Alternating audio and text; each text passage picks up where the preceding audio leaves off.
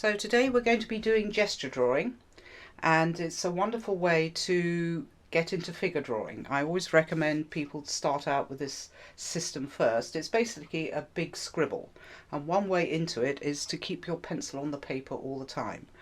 I'm doing it from the back of this wonderful book that's called Anatomy for the Artist. Because I don't have a life model here, unfortunately. This is a really good book, and Amazon keep trying to buy it back off me, so it must be very popular. Dorian Kinsley, of course, always do fantastic books. I'll just show you some of the book, and why it's so useful is it has these wonderful overlays of showing you the muscles and the bones and understanding what's going on underneath the skin. So you can actually buck up your figure drawing before you get back in front of a life model by studying anatomy. So this is a great one to understand the skull beneath the skin. So highly recommend this book, and I'm going to do this figure. And I did say use graphite, but in fact what I'm going to use is this very nice Staedtler,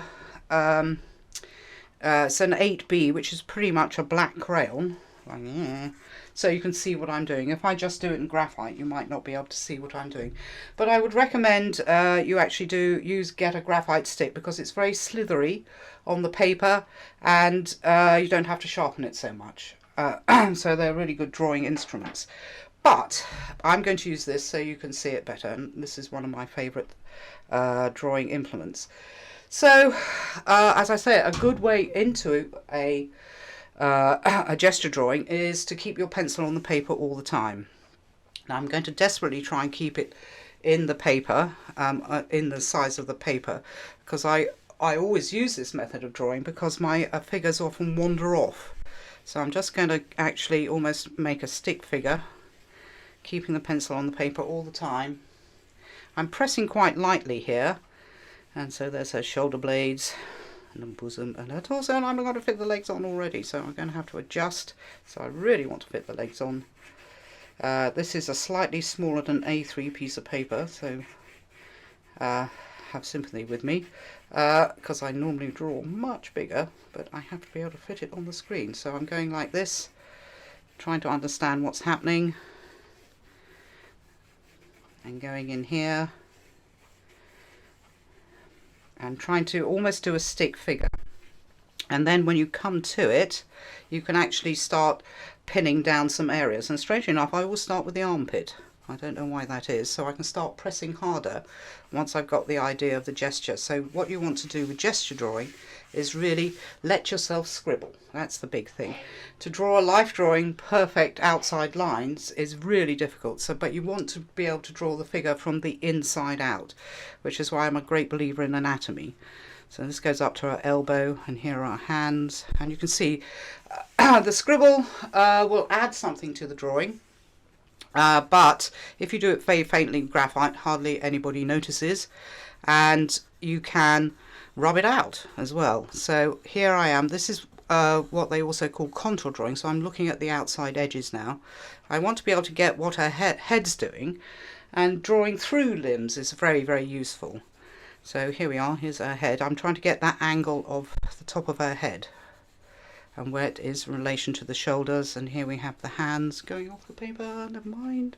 So there we are, there's the armpit and the shoulder blade, and then we're coming down here to her bottom, and I'm looking at what's happening here. So we've got a bit of a chin here, and her hair.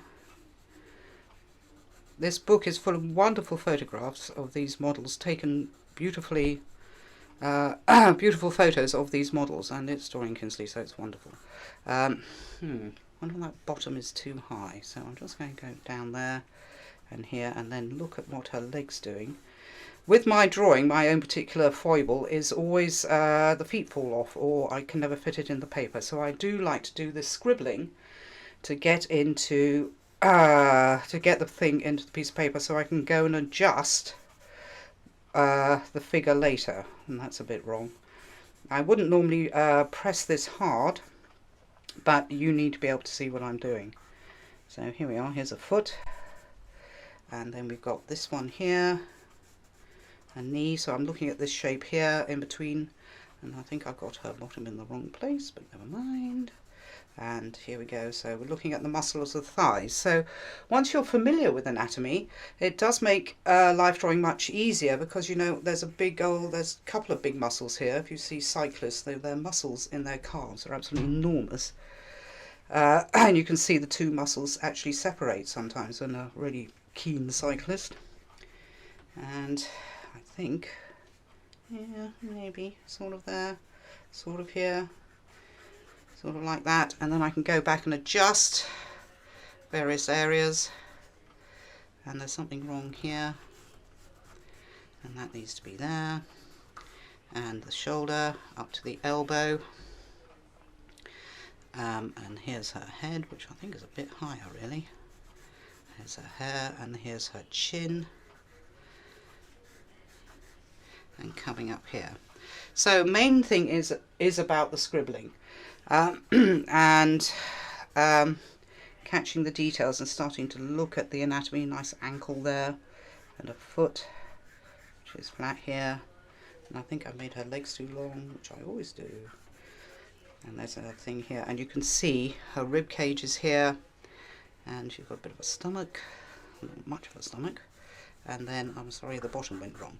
So it's basically scribbling to build up a drawing, to draw the figure from the inside out. Now I'm going to do another one, again from this book, which is a little bit more complicated. This one here. As you can see, so it's quite a dark figure. I hope you can see what's going on, but it's complicated. You've got arms over legs and various other things, but it is a very dynamic pose, and you can see all his muscles bulging. So again, I'm just going to map off where the camera leaves the picture, which is about here, so I hopefully get it all in. Right, so here we are, head. And foresight and planning is always good. And then I'm looking at what the head's doing with the shoulders and thinking about the neck is kind of a column that sits in the barrel of the chest here. And then I'm going to go down to the arms, looking at his muscles. I got most of my anatomical knowledge, well, I did do biology as a degree, but from Superman comics. If you want to get good anatomy, get a Superman comic. So I'm here, and then he's here. Yeah. So again, I'm trying to keep my pencil on the paper all the time and drawing through. Let yourself draw through when you've got a complicated pose like this. Down here. Oh, I'm not going to fit the leg on. But you'll have to forgive me. I'm not going back now to go back and put it there. Oh no, it's over here. It's over here. In fact, it's sort of like that. So I'm looking at anatomy here, so I can go in, and sometimes it's good to do, I think I've told a lot of people about mummy wrap drawings where you actually go round the figure, so you yourself understand what the figure's doing. I'm sorry the foot's coming off, but I will draw it anyway because I do have the paper left over. So it's a wonderful kind of leaping pose and whole bunches of anatomy going on. So I'm going to come back here and probably, again, I might start with the bottom actually, because the spine is often a good way into drawing a figure, particularly from behind obviously, but you have to think everything hangs off the spine.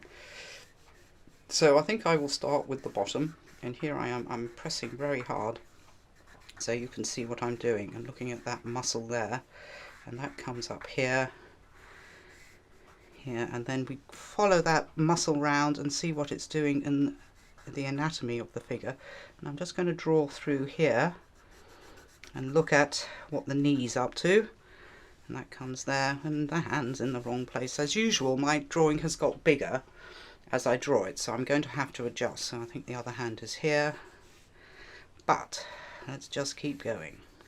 So I'm going to draw through and see what's happening. So he sort of goes up there, sort of. And I think it's a bit higher actually, because I can see this big calf muscle just there. It's coming down here, and then he's got a bit of his pelvis, and there's all sorts of anatomy happening in his rib cage. And we're back to the armpit, so let's go with the armpit. And look at the muscle, and his leg, his arm is it's holding his weight, I think, so his arm is very taut, so it's actually got this weird bend that you can see sometimes in models. If they're leaning on their arm, it goes like that. So we're coming down to the hand, so this is what he's standing on. Coming down to the hand and going up there, and I'm just going to treat things quite blocky to start with. And what I would normally do is do this really faint and then do this quite faint and then go back in and then add emphasis by pressing harder. But here we go, here's his foot, just relating where that is into relation to his bottom. So he's got a big old heel here. Ah, no, that's too far away. Life drawing is such a good discipline because it's like this kind of mental puzzle, and life drawing, when you're drawing the figure, everybody knows when you've got it wrong. So it's a much more harder thing to do than drawing a vase of flowers, for instance, and that is wrong. So I would go back and adjust if I was doing this for myself, because this wouldn't be so dark. But then again, so we got nice muscles here, muscle, muscle, muscle, and there's a muscle there. Who knew you had a muscle there? And then there's a slight dip here. And this is a perfect example of where trying to use straight lines and curves, because you could just draw it pretty much like that. But in fact, if you look, so he's got his shoulder blade coming down here, so a straight line, and then it goes out a bit, and he's got some muscles going on there. Who knew you had muscles there? And there's another muscle there, and then it hits his bottom. So it's analysing curves is quite useful to do. And then here, to try and get his head in the right place, so that should have been higher, but never mind. And then he comes up here, and looking at where this hits that, and then he's got another arm here, and I'm just going to look at where his chin is in relation to his shoulder. So his chin is about here, and he's slightly looking down, but it's got an egg-shaped head, so I can give him an egg-shaped head, I hope, which is probably too big. It's much too big, so I will reduce it. And because I'm using this, I can't rub out. And then another useful thing, if you've got a kind of face looking down, if you can put the ears on, so his ears are here, ears are really good to orient a head, but he's slightly looking down, so his eye line is here, and then his nose is here, and then his mouth is about there. So you can see relation of the eyes to the ears will make that head look like it's looking down. And coming down here, nose and mouth, and then we've got a kind of shouldery thing going on there. This would be lovely to do in charcoal because it's so well lit. Again, Doreen Kinsley, fantastic. So we got that going on. I think his head could stand to be that big. And then I'm looking at what this arm is doing, and that's in relation to this. So the heel of his hand is about here, and we go up down there. I'm not going to do too much detail in this because this is all about gesture drawing. Should be quite quick, and it's all about relating bits to bits and drawing from the inside out. So I'm not going to get bogged down in trying to draw hands. And look at this leg, gosh, all those muscles. So in, out, there's a big muscle here, comes down, hits the back of the knee, and then he's got this big calf muscle, and he's got his foot extended, which is going to fall off the page. So I'm looking at what his thigh is doing, and you could see this big muscle there just above the knee, which is doing that. So that's the kneecap, and then here, oops, now that should be further out, I think. So here, and you see that my original scribble was wrong, and I'm going back in and trying to adjust it. I should be more scribbly, and then he's standing on his tippy toes. So there we go, falling off the end, which you can't see what I'm doing now. But to be able to do that scribbling and draw from inside out. And so all I can do is suggest you practice. If you subscribe through Patreon to Draw, they post pictures of life models posing, and you can draw freely from them. I think they also run a live drawing on Wednesdays at about 7 o'clock.